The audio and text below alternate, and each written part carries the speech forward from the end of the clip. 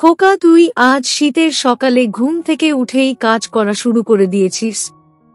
আমার কথাটা শুনতেই আমার ছেলে রতন আমার দিকে খানকে অদ্ভুত চোখে তাকালো। আমার ছেলে রতন আমার দিকে তাকিয়ে মৃদু কণ্ঠে বলল, আপনি তো জানেন মা, আমি কাজ করা ছাড়া একদমই থাকতে পারি না। তাই আর কি কাজ করছিলাম? আমি রতনের কথাটা শুনে মুচকি হেসে ফেললাম। আমি মুচকি হেসে ফেলে রতনকে বললাম, তুই একা কাজ করলে হবে খোকা। আমারও তো ইচ্ছে করছে শীতের দিন সকাল বেলা একটু কাজ করতে। আমার কথাটা শুনে আমার ছেলে রতন ভীষণ রকম খুশি হয়ে গেল। আমার ছেলে রতন আমার দিকে এগিয়ে এসে আমাকে জিজ্ঞেস করল, মা সত্যিই বলছেন আপনার এখন কাজ করতে ইচ্ছে করছে? আমি রতনের প্রশ্নের জবাবে মুচকি হেসে বললাম, হ্যাঁ খোকা, আমার ইচ্ছে করছে কাজ করতে। আমার কথাটা শেষ হতেই আমার ছেলে রতন আমাকে খানিক অবাক করে দিয়ে এই শীতের সকালে আমাকে, হ্যালো আমার কলিজার বন্ধুরা, কেমন আছো সবাই? প্রতিদিনের মতো আজও আমি তোমাদের মাঝে নতুন একটি ভিডিও নিয়ে হাজির হয়েছি। আজ আমি তোমাদের বলবো আমার নিজের আপন ছেলের সাথে আমার জীবনের আরও একটি অসাধারণ সত্যি গল্প। আমি জানি এমন গল্প হয়তো তোমরা এর আগে কখনো শোনোনি। আমি শতভাগ সিওর হয়ে বলতে পারি আজকের ভিডিওটা দেখার পর তোমাদের জল আসবে। তাই তোমাদের অনুরোধ করছি সম্পূর্ণ ভিডিওটি দেখার। তো বেশি কথা না বলে চলো গল্প ফিরে যাই। আমি রূপা রানী। আমার বয়স ৩৫। তবে আমাকে দেখে মোটেও বোঝা যায় না আমার বয়স ৩৫ হয়েছে। আমাকে দেখতে এখনো সুন্দরী নায়িকাদের মতো লাগে। আমি যখন বাড়ির বাহিরে যাই তখন সকলেই আমার দিকে তাকিয়ে থাকে, সেই সাথে আমার অনেক প্রশংসা করতে থাকে। তাদের এমন প্রশংসা শুনতে আমার ভীষণ ভালো লাগে। আমি একজন বিবাহিত নারী। আমার স্বামীর নাম মানিক। আমার স্বামী মানিক পেশায় একজন ব্যবসায়ী। আমার এক ছেলের সন্তান আছে। আমার ছেলের নাম রতন। আমার ছেলে রতন এখন কলেজে পড়াশোনা করে। আমার ছেলে রতন আমার সকল কথা শোনে ও আমাকে অনেক মান্য করে। আমার সংসারে হয়তো কোনো কিছুর অভাব ছিল না, তবে আমি মন থেকে তেমন একটা খুশি ছিলাম না। আমার মনের মাঝে সব সময় একটা বিষণ্ণতা ঠিক কাজ করত। আমার মনের মাঝে এই বিষণ্ণতা সৃষ্টির অন্যতম কারণ হলো আমার স্বামী মানিক। আমার স্বামী মানিক একটু অসুস্থ ছিলেন। অসুস্থতার কারণে তিনি তেমন একটা কাজ করতে পারতেন না। আমার স্বামী মানিকের এমন অসুস্থতার কারণে আমি সব সময় চিন্তিত থাকতাম। আমি আমার স্বামীকে অনেকবার বলেছি তিনি যেন একজন ভালো চিকিৎসকের সাহায্য নিয়ে নিজের অসুস্থতার চিকিৎসা করায়। কিন্তু আমার স্বামী মানিক আমাকে বরাবর বলেন তিনি নাকি সুস্থ আছেন, ওনার কোনো চিকিৎসার প্রয়োজন নেই। আমি ওনাকে এতবার করে বলার পরেও যখন উনি আমার কোনো কথা শোনে না, তখন আর ওনাকে কিছু বলেও লাভ নেই। আমার ছেলে রতন আসার পর থেকে আমি আমার স্বামী মানিকের কথা তেমন একটা চিন্তা করতাম না। আমি আমার সন্তানকে নিয়ে ব্যস্ত থাকতাম। আমার ছেলে রতন ছোটবেলা থেকেই আমার সাথেই সব সময় থাকত। আমার ছেলে রতনকে নিয়ে আমার অনেক স্বপ্ন। আমি সব সময় আমার ছেলে রতনের একটা সুন্দর ভবিষ্যৎ তৈরি করতে চাই। আমার ছেলে রতন ছোটবেলা থেকেই পড়াশোনায় অনেক ভালো, আর এই কারণে আমি আমার ছেলে রতনকে অনেক বেশি স্নেহ করি। আমি সারাটা দিন আমার ছেলে রতনকে নিয়ে থাকি। তবে রাতের দিকে আমার মনটা ভীষণ অদ্ভুত রকম লাগতে শুরু করে। আমার তখন মনে হয় আমি ভীষণ রকম একা হয়ে পড়ি। আমার ভীষণ রকম একাকী লাগতে শুরু করে। আমি ঠিক বুঝতে পারি না যে আমার কি করা উচিত। আমি সেই সময়টা নিজের মতো হয় বিছানায় শুয়ে বসে থাকি, নয়তো আমি নিজের মনকে শান্ত করার জন্য কোনো না কোনো কাজ করে থাকি। যাতে করে আমার মনটা খানকে সময়ের জন্য প্রশান্তি পায়। আমার ছেলে রতন ও হয়েছে ঠিক আমার মতোই। সারাটা দিন সে পড়াশোনার পাশাপাশি আমার সকল কাজে আমাকে সাহায্য করে। তবে আমার শুনেছি রতন নাকি স্কুল শেষ করে তার বাবার সাথে ও যায়। এই বিষয়টা আমার একদমই পছন্দ নয়, কারণ আমি সব সময় চাই আমার ছেলে রতন আমার কাছে থাকবে। সে কেন তার বাবার সাথে যাবে? তবে কি বা করার আছে? যেখানে আমার ছেলে রতন তার বাবার সাথে ঘুরতে যেতে পছন্দ করে, সেখানে তাকে বলার মতো আমার কিছুই নেই। আমি রোজকার মতো আজ ও নিজের ঘরে রাতের দিকে একা বসে আছি। এভাবে একা বসে থাকতে আমার একদমই ভালো লাগছে না। আমি যদিও এই সময় রতনের সাথে আড্ডা দিয়ে গল্প করে থাকি, তবে আজ রতন নিজের পড়াশোনা নিয়ে খুব বিজি আছে, তাই আমি আর তাকে বিরক্ত করছি না। আমি বেশ খানকে সময় নিজের ঘরে একা বসে থাকার পর আমি আপন মনে চিন্তা করলাম যে এভাবে বসে না থেকে আমি বরং একটু সিরিয়াল দেখি। সিরিয়াল দেখলে আমার মনটা খানেক প্রশান্তি পেলেও পেতে পারে। নিজের ঘরে একা বসে থেকে মন খারাপ করার থেকে বাহিরে বসে সিরিয়াল দেখতে চলে আসলাম আমাদের বসার ঘরে। আমি বসার ঘরে এসে বসে সিরিয়াল দেখতে লাগলাম। প্রায় অনেকটা সময় একটানা সিরিয়াল দেখার পর আচমকা আমি অনুভব করলাম আমার জল চলে এসেছে। আমি নিজের চোখের জলটুকু মুছে নিয়ে মুচকি একটা হাসি দিলাম।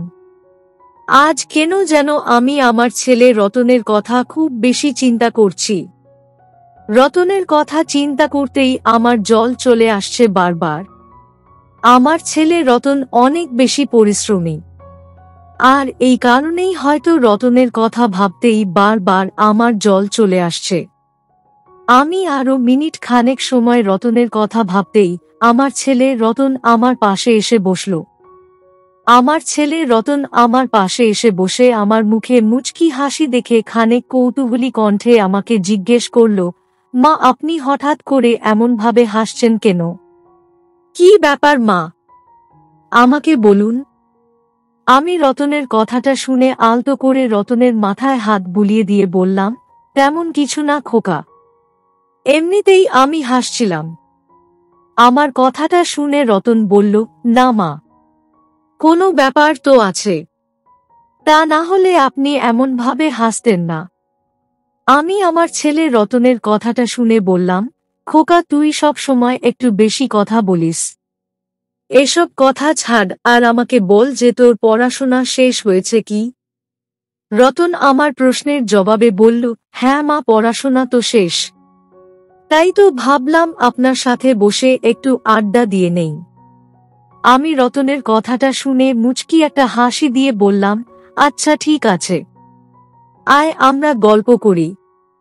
আমি আর আমার ছেলে রতন একসাথে বসে গল্প করতে থাকি। আমি আমার ছেলে রতনের সাথে গল্প করে ভীষণ রকম প্রশান্তি পাচ্ছি।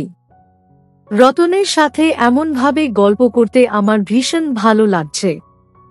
আমি আর আমার ছেলে রতন প্রায় ঘন্টা খানেক সময় গল্প করার পর আমি সোজা চলে গেলাম আমার ঘরের দিকে।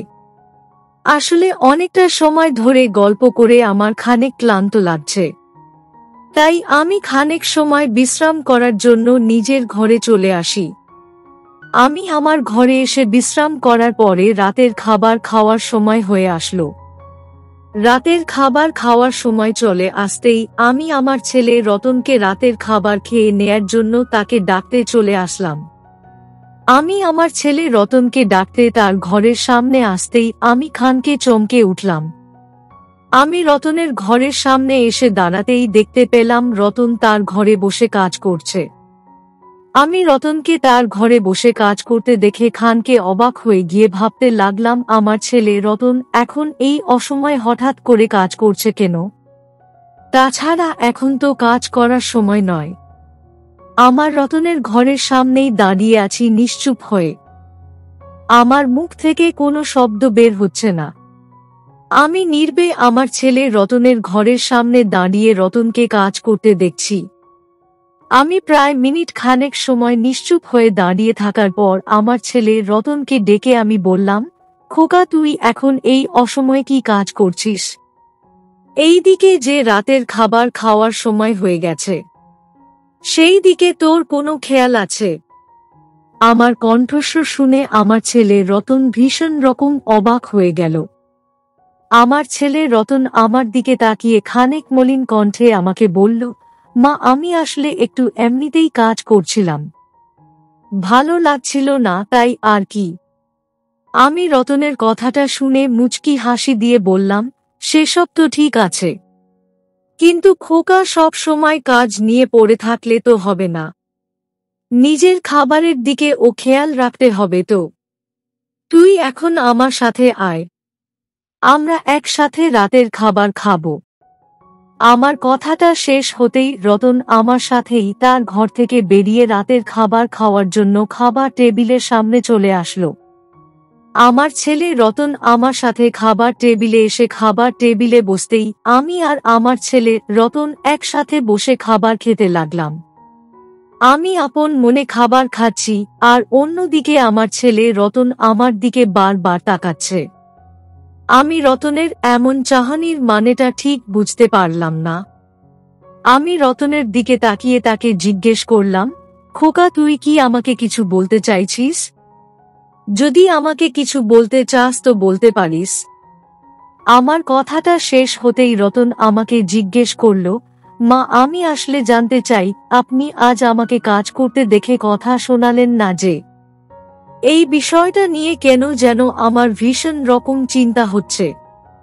আমি রতনের কথাটা শুনে হেসে ফেললাম। আমাকে হাসতে দেখে রতন আরো বেশি অবাক হয়ে গেল। আসলে আমি ছোটবেলা থেকেই রতন যদি কাজ করত, তবে তাকে আমি কথা শোনাতাম। আজ রতনকে কাজ করতে দেখেও আমি তাকে কোনো কথা শোনাইনি। এই কারণেই রতনের মনের মাঝে নানা ধরনের প্রশ্ন ঘুরছে। আমি বিষয়টা বুঝতে পেরে আমার ভীষণ হাসি পাচ্ছে। আমি আমার ছেলে রতনের দিকে তাকিয়ে বললাম, খোকা আমি জানি তোর কাজ করতে অনেক ভালো লাগে, তাই আমি আর তোকে কথা শোনাইনি। আমার কথাটা শুনে রতন বলল, মা আপনি সত্যি বলছেন? মানে আর কখনো আপনি আমাকে কথা শোনাবেন না? আমার ছেলে রতনের কথাটা শুনে আমি মুচকি হেসে বললাম, আরে না খোকা, আমি আর কখনো তোকে কথা শোনাবো না। আমার কথাটা শুনে আমার ছেলে রতন অনেক খুশি হয়ে গেল। রতনকে খুশি দেখার পর আমার নিজের ও ভীষণ ভালো লাগছে। আমি আর রতন রাতের খাবার খাওয়া শেষ করে কিছু সময় বসে গল্প করলাম। বেশ খানেক সময় গল্প করার পর আমি চলে গেলাম আমার ঘরে ঘুমাতে। আজ রাতে আমার অনেক ভালোই ঘুম হয়েছে। তাছাড়া এখন শীতকাল চলে এসেছে, শীতের রাতে ঘুম একটু বেশি হবে এটাই স্বাভাবিক। পরদিন সকালে আমি ঘুম থেকে উঠে ফ্রেশ হতে চলে গেলাম। আমি ফ্রেশ হয়ে ঘুম থেকে উঠে সোজা চলে গেলাম আমার ছেলে রতনের ঘরের দিকে। আমি আমার ছেলে রতনের ঘরের দিকে চলে আসতেই আমি দেখতে পেলাম আমার ছেলে রতন তার ঘরে বসে কাজ করছে।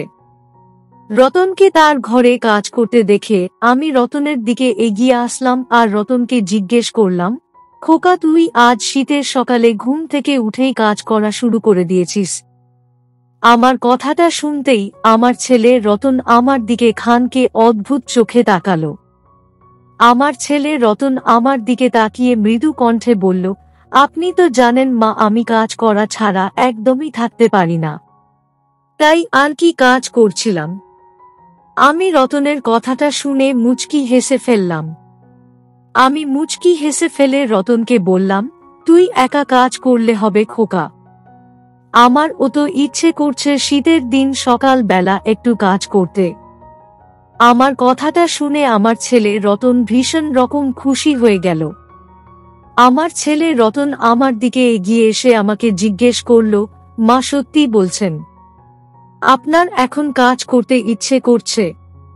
আমি রতনের প্রশ্নের জবাবে মুচকি হেসে বললাম, হ্যাঁ খোকা আমার ইচ্ছে করছে কাজ করতে। আমার কথাটা শেষ হতেই আমার ছেলে রতন আমাকে খানিক অবাক করে দিয়ে এই শীতের সকালে আমাকে বলল, মা, আমি জানি আপনার ও মন ভালো থাকে না। আপনি যদি রোজ সকালে আমার সাথে কাজ করেন তবে আপনার নিজের ও ভালো লাগবে। তাছাড়া শরীর ও মন দুটোই কাজ করলে ভালো থাকে মা। আমি আমার ছেলে রতনের কথাটা শুনে মুচকি হেসে বললাম, সেটা তো আমি জানি খোকা, আর এই কারণেই আমি আজ থেকে তোর সাথেই কাজ করব খোকা। আমার কথাটা শেষ হতেই আমার ছেলে রতন আমাকে তার সাথে নিয়ে কাজ করা শুরু করলো। আমি আর আমার ছেলে রতন একসাথে কাজ করছি আর গল্প করছি। সত্যি বলতে রতনের সাথে এই শীতের সকালে কাজ করতে পেরে আমার মনের মাঝে ভীষণ রকম প্রশান্তি বয়ে যাচ্ছে। আজ আমি অনেক খুশি।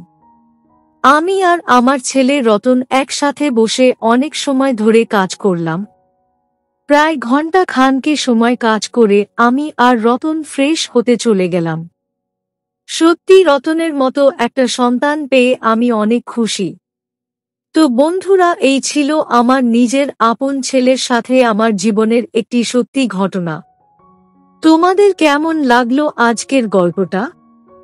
অবশ্যই কমেন্টে জানাবেন। প্রিয় বন্ধুরা, আজকের ভিডিওটি এখানেই শেষ করলাম। যদি আমাদের ভিডিওটি আপনাদের ভালো লেগে থাকে তবে একটা লাইক করবেন এবং চ্যানেলটি সাবস্ক্রাইব করবেন।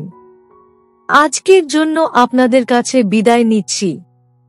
দেখা হবে আগামীকাল নতুন একটি ভিডিও নিয়ে।